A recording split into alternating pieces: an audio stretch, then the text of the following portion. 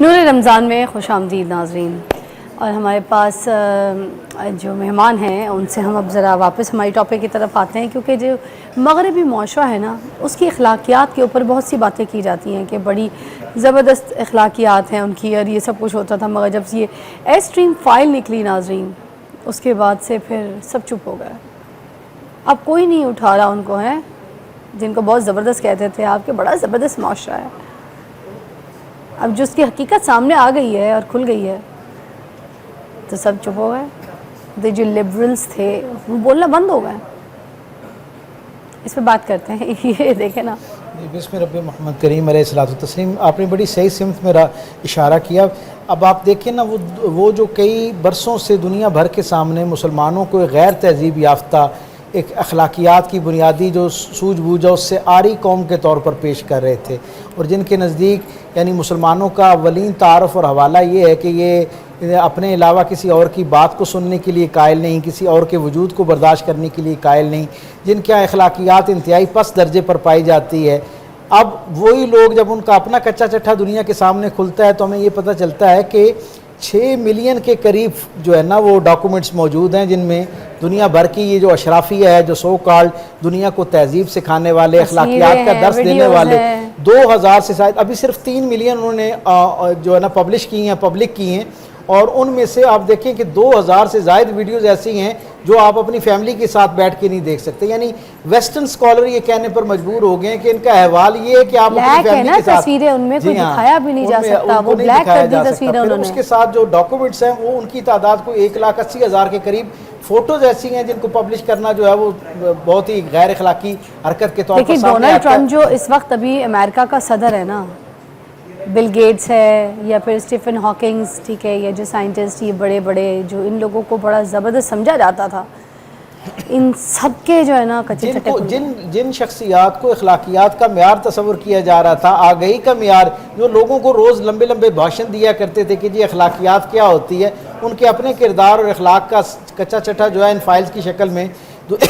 دنیا بھر کے سامنے آ گیا۔ اور آپ پھر ایک اور اس میں بات یہ دیکھیں کہ نہ صرف یہ پہلو، بلکہ دوسری طرف ان کا عالم یہ ہے کہ یہی جو موصوف ہیں مسٹر جیفری جو ہیں، ان کا اپنا عالم یہ ہے کہ وہ ایک بہت بڑے سرمایہ دار تھے، بہت بڑے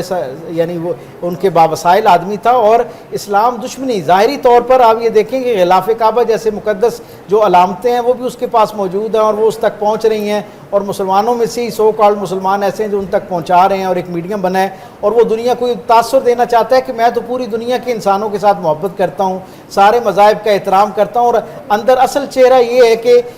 دنیا کے اندر جو مختلف تھنک ٹینکس اسلاموفوبیا پر کام کرتے ہیں، یعنی اسلاموفوبیا کو پھیلانے کے لیے، مسلمانوں کے چہرے کو مسخ کرنے کے لیے، ان کے بارے میں رائے عامہ جو ہے اس کو مخالف کرنے کے لیے جو تھنک ٹینکس اور فورم جو ہیں وہ کام کرتے ہیں، ان کو سالانہ یہی موصوف جو ہیں ان کے اپنے ریکارڈ کے مطابق $8 ملین پر اینم جو ہے اس کے اوپر خرچ کرتے تھے۔ اب آپ خود سوچ لیں کہ ایک طرف مذہب کے نام پر اور دنیا بھر کے سارے مذاہب کے احترام کے نام پر ایک آدمی کا کردار کیا ہے، اور دوسری طرف ان کی صورتحال اور حالت یہ ہے کہ وہ ایک ای میلز کا پورا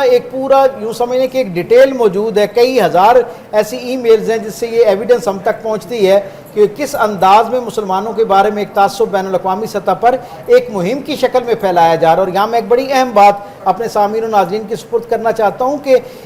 یہ جو انٹرنیشنل اشرافیہ ہے نا، بین الاقوامی سطح کی جو اشرافیہ ہے، اس میں صرف ویسٹ کے لوگ ہی موجود نہیں ہیں، دنیا کے بہت سارے اور مؤثر ممالک کے بہت نامور لوگ جو ہیں وہ اسلام دشمنی میں مسلمانوں کے خلاف جو ہے اس مہم کو جو ہے وہ بڑے بھرپور طریقے سے چلانے میں، جو آدمی اپنی زبان استعمال کر سکتا ہے وہ اپنی زبان استعمال کر رہا ہے، جو اپنا کیمرہ استعمال کر سکتا ہے وہ، اور جو اپنے وسائل استعمال کر سکتا ہے وہ وسائل استعمال کر رہا ہے۔ اب جب اسلاموفوبیا پر ہم بات کرتے ہیں تو امریکہ میں وہاں کے تھنک ٹینکس جو ہیں اور ان کے نوجوان ان سے سوال کرتے ہیں کہ آپ نے سب سے زیادہ اسلاموفوبیا پھیلایا، اور نتیجہ یہ ہے کہ سب سے زیادہ اسلام آپ کے یہاں پھیل رہا ہے، اس کا سبب کیا ہے؟ اصل وجہ یہ ہے کہ اس خوف کو اور نفرت کو پھیلانے پر جب لوگ اسلام کو جاننا شروع کرتے ہیں تو انہیں پتہ چلتا ہے مسلمانوں کے ہاں تو ایسی کوئی بات نہیں ہے، ان کے ہاں تو گھرانے کی سطح پر رشتوں کا تقدس، احترام، ساری چیزیں موجود ہیں۔ نتیجہ یہ ہے کہ پھر آہستہ آہستہ لوگ اسلام کے ساتھ جڑنا شروع ہو جاتے ہیں۔ دن مناتے ہیں ہم لوگ، ٹھیک ہے، تو اس کا کوئی فرق ہے، اس سے کوئی پڑتا ہے؟ आप इस बात से अंदाज़ा लगाइए कि महज़ब दुनिया यकीनन इन दिनों के सेलिब्रेशन से और इन दिनों को मनाने में जो अब हम आगाही पहुंचाते हैं तो उससे यकीनन एक बेदारी की लहर पैदा होती है, लोग मुख्तलिफ़ अंदाज में सोचना शुरू करते हैं। आप ये देखें ना कि